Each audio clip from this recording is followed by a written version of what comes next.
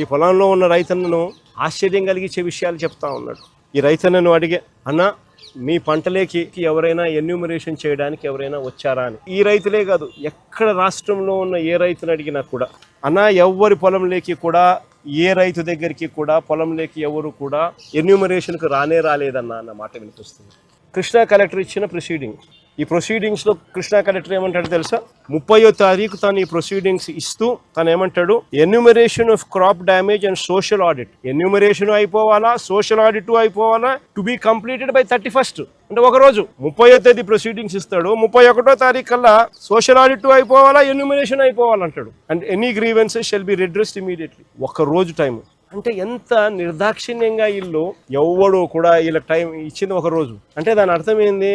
Enumeration అనేది ఎవడు కూడా పంట పొలాలకు వచ్చి చేసే కార్యక్రమం జరగదు. అసలు ఎన్యూమరేషన్ అంటే ఏమిటో తెలుసా? చంద్రబాబు నాయుడు గారిని అడగాలి ఫస్ట్ ఈ పాయింట్. సో సుంకు విరిగిపోయిందా లేదా అని చూడాలి, పొలంలోకి వచ్చి దిగి చూడాలి.